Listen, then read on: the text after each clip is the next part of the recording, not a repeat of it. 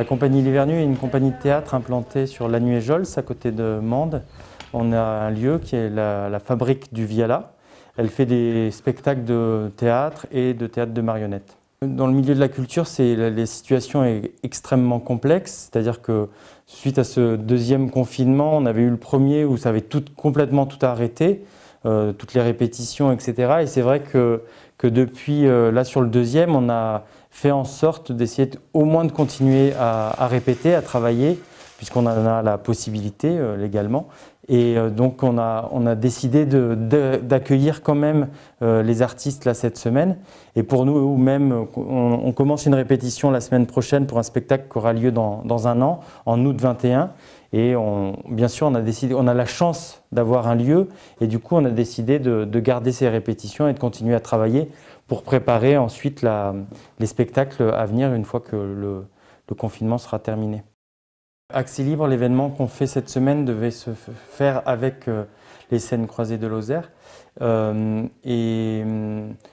tout au long de la semaine, il y a une petite dizaine d'artistes qui sont venus suite à une invitation qu'on a faite à Justine Macadou, qui est une plasticienne et marionnettiste. J'ai été invitée par la compagnie L'Hivernu et donc le lieu du Viala dans un dispositif qui s'appelle l'Accès Libre. Et ce dispositif invite un artiste à inviter d'autres personnes et à se rencontrer pendant une semaine pour faire une restitution publique le vendredi et le samedi. Malheureusement, on ne pourra pas faire de présentation publique, donc on est quand même ravis de pouvoir faire cette résidence et donc de se rencontrer, car c'est assez rare et c'est précieux d'avoir des espaces qui laissent la possibilité de ces rencontres pour être dans des cadres de recherche et de laisser initier de nouveaux projets. En fait, c'était un peu comme tout à l'heure, c'était d'avoir le temps. Là, l'équipe qui est là en résidence va créer des vidéos, des petites capsules sonores, etc. pour pouvoir les mettre sur Internet.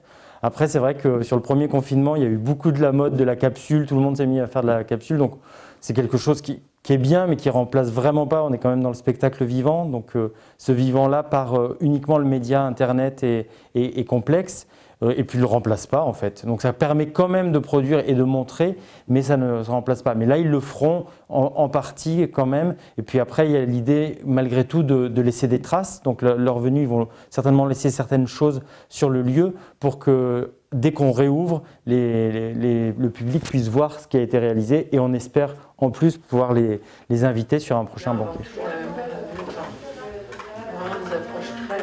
Continuer à travailler, de continuer à chercher, d'essayer d'inventer dans ce contexte-là, de continuer à raconter des histoires pour nous, de chercher faire des recherches, des improvisations, etc. De continuer à alimenter notre travail, c'est indispensable, vital, on pourrait dire.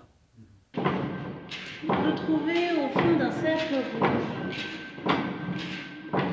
Au fond de ce cercle rouge, le bois, ça boit, ça brille, ça scintille, ça clame, ça pose le pied sur la coccinelle et